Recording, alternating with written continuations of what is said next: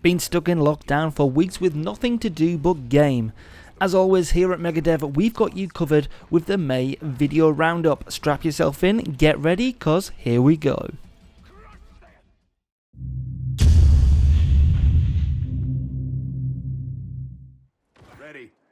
Set before the original Gears of War, Gears Tactics sees players control squads of soldiers led by two veterans of its seamlessly eternal conflict.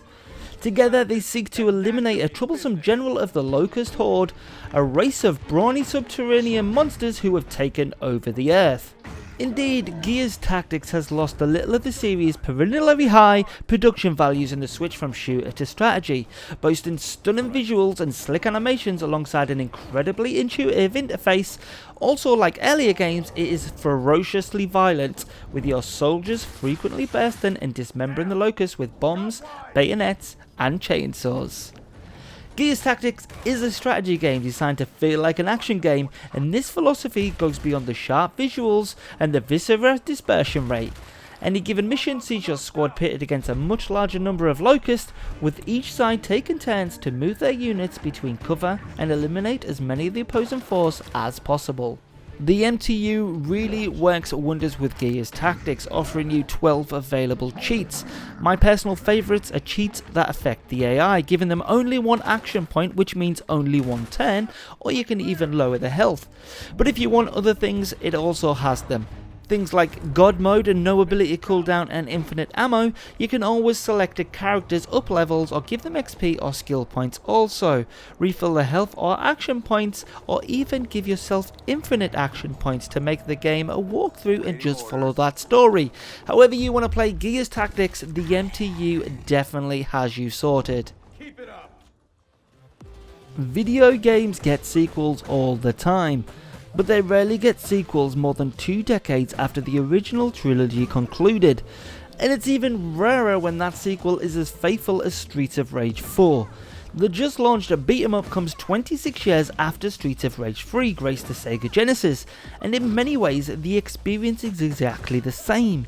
You still wander the streets listening to kick-ass Yuzo Koshiro tracks while pummeling street punks and bad cops. But Streets of Rage 4 also manages to modernise the experience in key ways.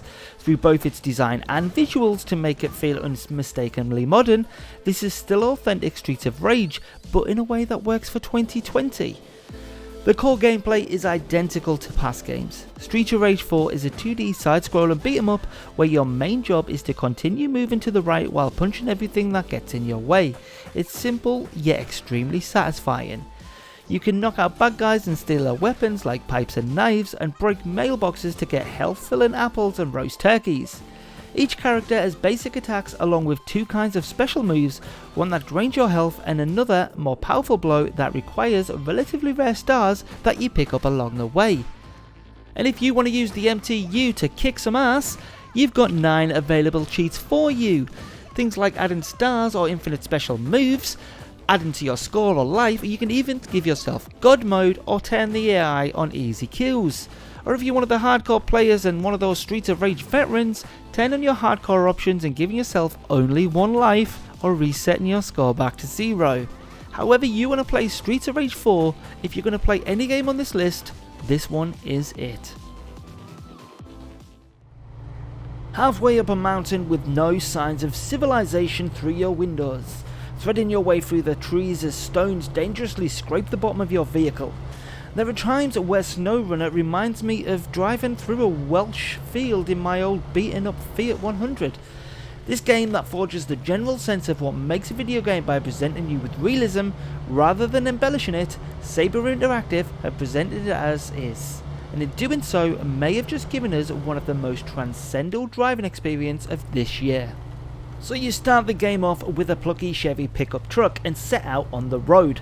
The first thing you'll notice is that it's a driving game that doesn't handle like any other driving game you've ever played. The wheels just don't point in the direction your analog stick is pointing. And that's right, do yourself a favour and use a controller.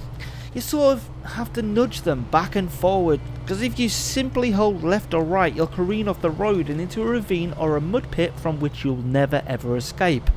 It doesn't take long for it to make sense though. The way you have to nudge the controls cautiously, trying your best just to keep your truck going in a straight line, means that you don't suddenly start to treat it like some kind of dune buggy.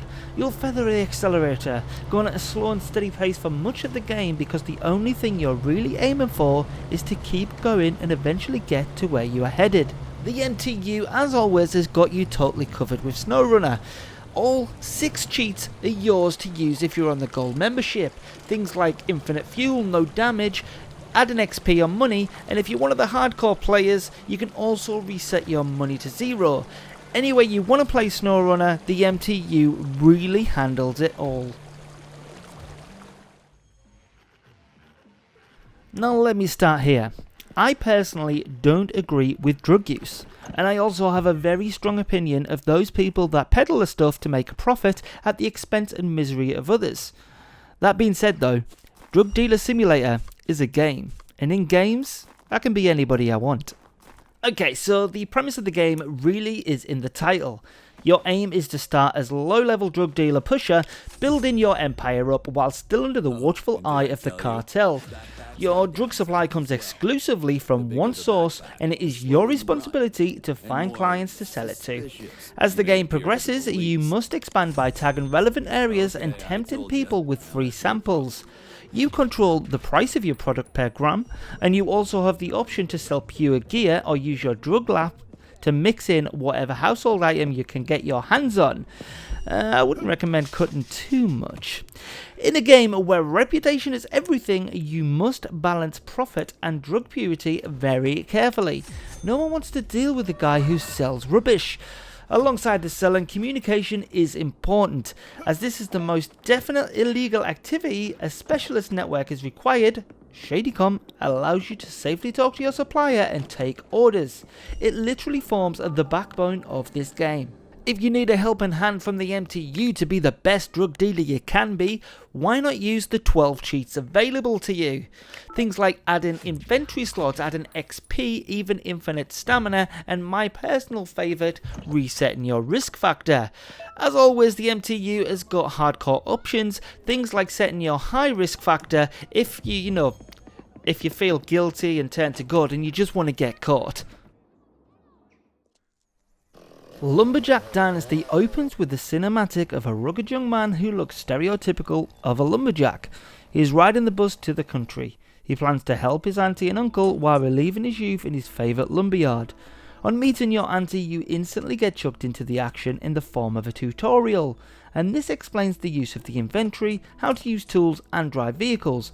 Luckily, you receive quite the in-depth explanation of how to fell trees and how to transport them.